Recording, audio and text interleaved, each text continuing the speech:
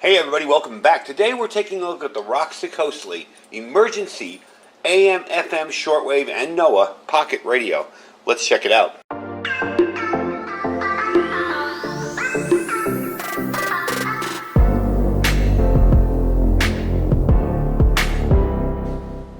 Alright everybody, welcome back. So I've got it kind of zoomed in here on this radio for you. I want you to take a quick look at it. This is an extremely inexpensive, easy way to get yourself a small radio for, say, a get-home bag or a bug-out bag. As a matter of fact, the get-home bag that I'll be building later this month on the channel will have this radio in it, and that's really why I bought it. It's just incredibly inexpensive. Under $10, $9.90, and you get all of those things. Now, there are some features that are missing because it's a less expensive radio, of course. But really what I want to talk about in this first part of the video is why preppers need a good AM, FM, and shortwave radio. Now, we all understand the need to have a viable method of communication both during and after a catastrophic event. Most of us think, no weather radio. That's what we think first, so we can hear what's going on with the weather. And a shortwave band radio last, but in reality, both are really important. So why would a person want to have a shortwave radio?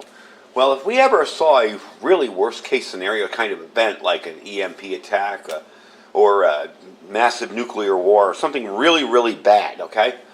A shortwave radio could get you the news and information from halfway around the world that you couldn't get anymore in your own AO, your own area of operations. You have the ability to know what's going on anywhere in the world, and that could be important if the official news or information sources have been damaged or destroyed. We're seeing that in Ukraine now as the Russians take over the media. You're not getting the Ukrainian people aren't getting the real information on what's going on. The same thing is true if there's massive power failures. As you know, this isn't an improbable event. This could actually happen, and you have a way of getting information. And that could be as simple as listening to your local AM radio station.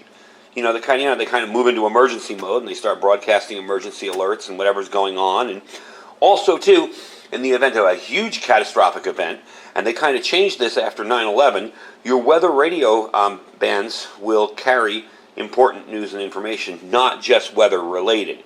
So say the president was about to speak after a nuclear attack, that's where you'd probably be able to hear it. So let's talk about this radio in particular.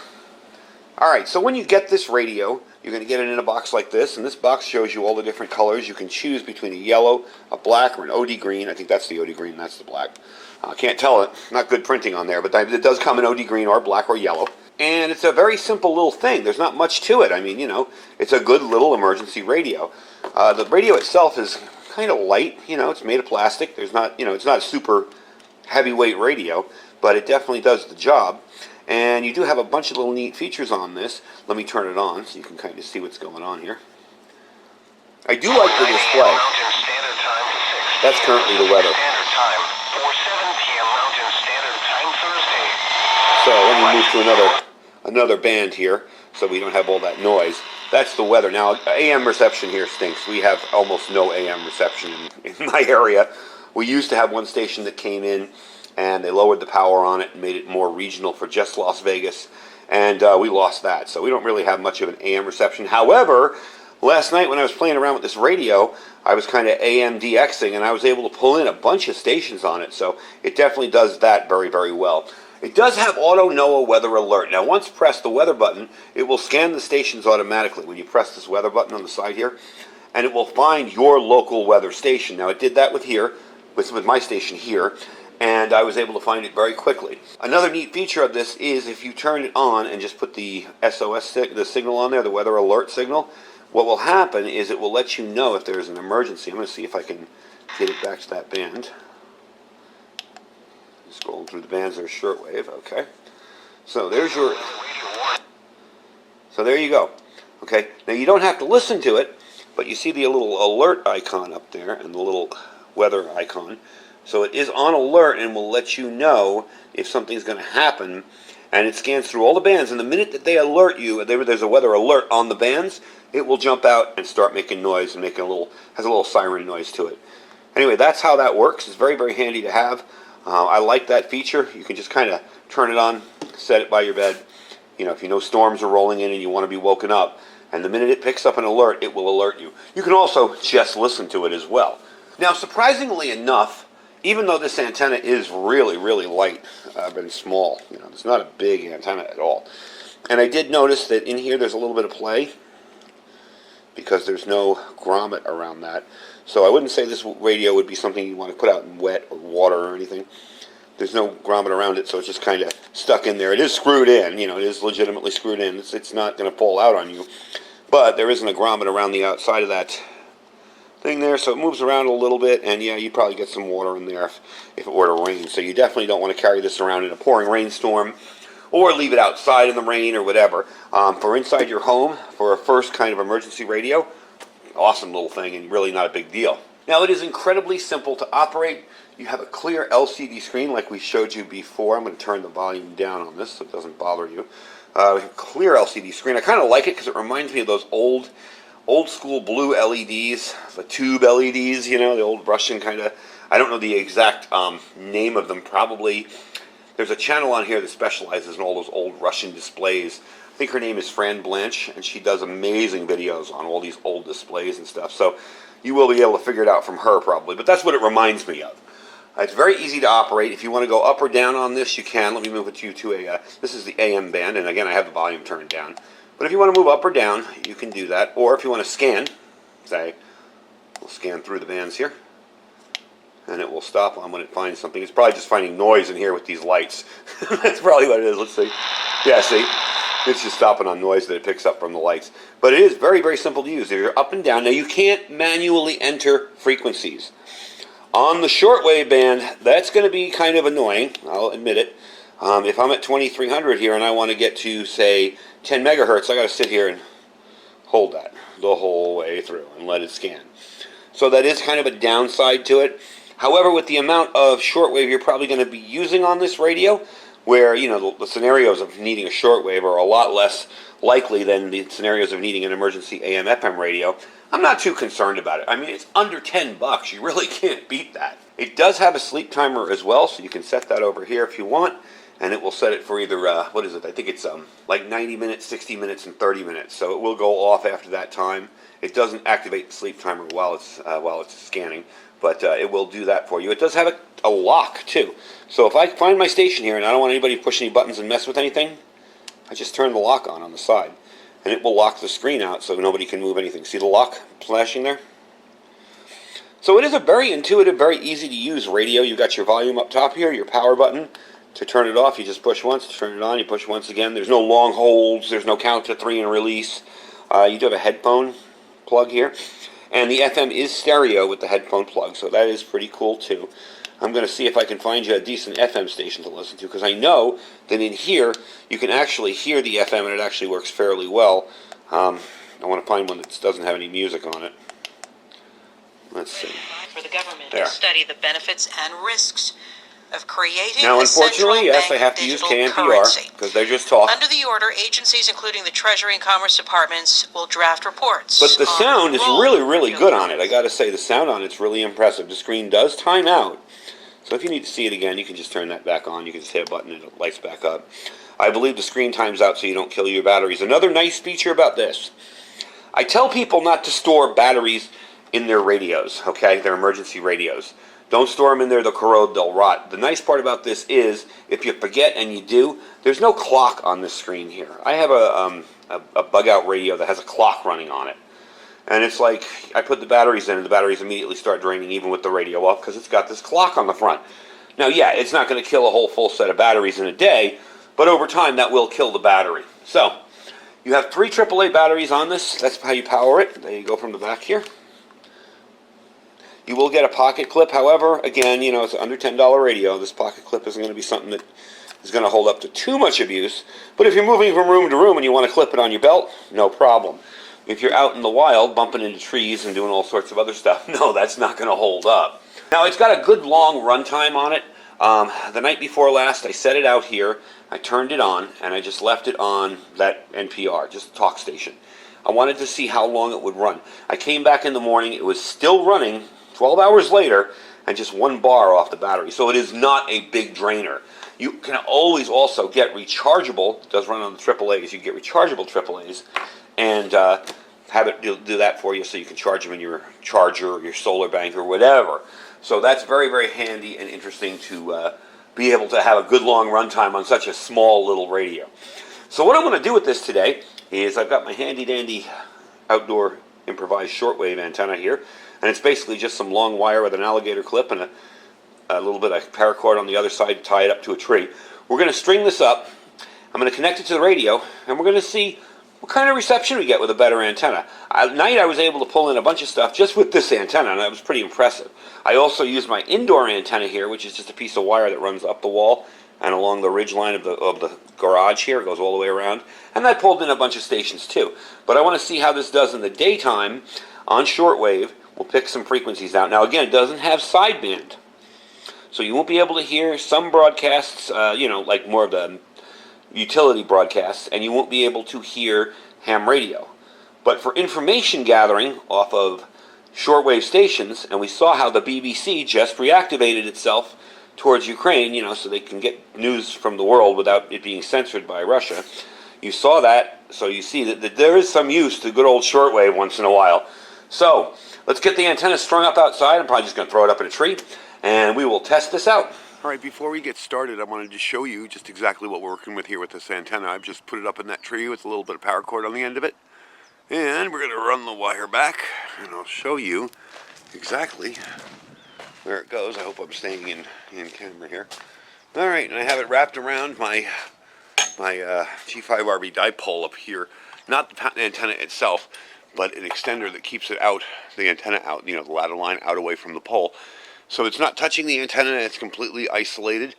So we just have it hanging there, and we'll connect it to the antenna of the radio with the little alligator clip and see how it works. All right, we're starting out on 720. This is used to be our local AM radio station. You can barely hear people talking in the background. But I have to say, at least it's pulling it in. All right, let's move on to another band. Pam, and of course, we have it here on 88.9 NPR. I wonder if you recognize or that you can works see just that as good inside as it did outside. Maybe their test scores in other areas. Move to the next band. I think Mrs. Frito just hit the nail. I'm going to tune it in better for you.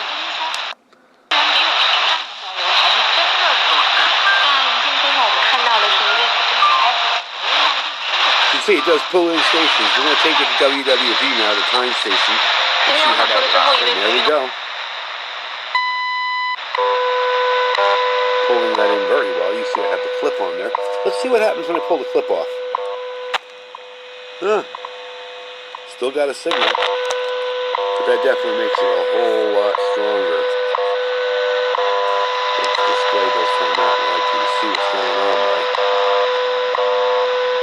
So that's a pretty good test of the shortwave. We got two stations in. It's really not great shortwave conditions today, or band conditions, I should say. See, it does work very, very well. All right. Well, let's try out the weather band one last time, although I'm sure it's going to work out here. Let's see how that goes.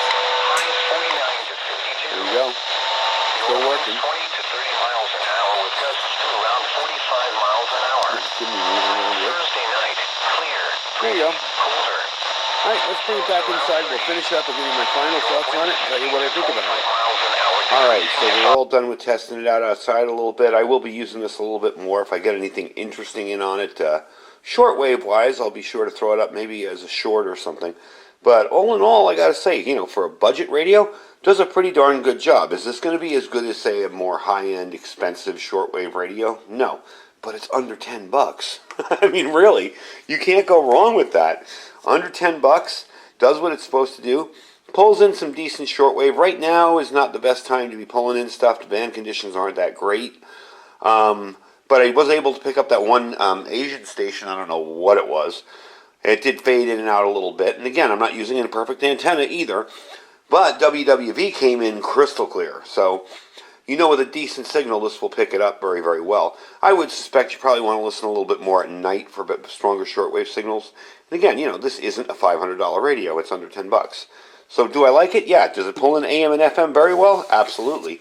The NOAA weather radio, really, really good. The shortwave, I can't really tell yet. When it did pick up WWV, it did pick it up very, very well. And that was that time station at the end, that 10 megahertz. You will be able to hear that on almost any shortwave radio during the day. And at night I like to use 5 megahertz, and that's what it picks up down there pretty well at nighttime. So let me give you a quick information on the radio. The radio itself is 4.6 inches by 2.6 inches. Very, very lightweight, 0.26 pounds. So we're talking, super, super lightweight. Use three AAA batteries. They're not included. The thickness on it's about 1 inch. Okay. And the bands, it will go from 520 AM to 1710 AM. FM is 87.5 AM to 108 AM, FM. Shortwave, 2.3 megahertz to 23 megahertz. Again, you're really looking for the meat of the shortwave bands there, which you have. You're not looking for the ends where it would be like 10 meters, 11 meters, stuff like that. So what it does very, very well. And on weather band, you have the 7 USA channels, and that does have the alert. So again, if I want to turn this on, get it to the weather band, and hit the weather alert, I know full well that that's going to let me know. Whoops, there we go. I know full well that when something happens, that will go off and tell me that something's up. So definitely like that feature. It's handy to have in such an inexpensive, tiny little radio. You do have your headphones, I mentioned that before, so if you don't want to disturb everybody around you, I think that's a very important feature in a bug-out radio. If you're going to be bugging out and using this radio to go somewhere, you don't want to be disturbing everybody around you. You could be in a shelter. As much as we hate going to shelters after disasters, you could be. You could be out in the middle of the woods and not want to be found. You could be at your bug-out location trying to keep quiet. Definitely a handy thing to have. So I will put this down below, the link for it down below. It's $9.90, less than $10. I do like, when I find something that works well, I wasn't sure about this. And I tested it out for a few days, and I gotta say, it works pretty well for the price. Like, you really can't beat that. And you can make yourself a simple antenna. I have a video on this. You can search for it, make your own homemade shortwave antenna or homemade long wire antenna. It doesn't have to be this big. You can make it smaller or shorter. And the biggest goal is just get it high up in the air. I could have thrown this all the way up in my pine tree, and let it hang down and just connected my radio there. I chose to do it this way because I wanted to get it kind of a long distance away. And also, since I did the video, I haven't tested this, so I wanted to use it again and see how it worked. And it seems to work pretty good. So that is the Roxicosly emergency pocket radio. You got AM, FM, weather band, shortwave, all in one little radio for under $10. You really can't go wrong with something like that. So check it out. I will put the link down below. Under that will be our freeze-dried wholesalers link. I'm urging folks to start getting stocked up on food. If you can't afford freeze-dried food, if it's too expensive, too much in shipping, all that, please go to your stores and start stocking up on food. I'm seeing a lot of events in the world that are pointing towards there could be crises, there could be shortages, along with the war in Ukraine, where we have all our wheat production coming out of, not all of ours, but a lot of it, and Russia being involved in their wheat production. There's just a lot of things lining up to be ugly, including gas prices. So starting to get stocked up on food makes a good idea. And I have 3 links here. Like I said, the freeze-dried wholesaler link. You click that link and you'll save 15% on your order. Below that, we have our My Patriot Supply link. That's preparewithiridium.com. An amazing deal on a 4-week kit. You can get some serious money off that. 4 weeks worth of food. Gives you a good quick start. Order it, put it away. Just make sure you have some way to hydrate it. Make sure you got some water stored up, because water is very important. And below that, our Thrive Life store. That is our Thrive Life freeze-dried store. If you're interested in getting started with Thrive Life, remember, there's nothing to join. If you just want to order and try the stuff out, you're welcome to do that. So check them out there as well. Anyway, folks, I thank you for watching. Stay safe and stay prepared.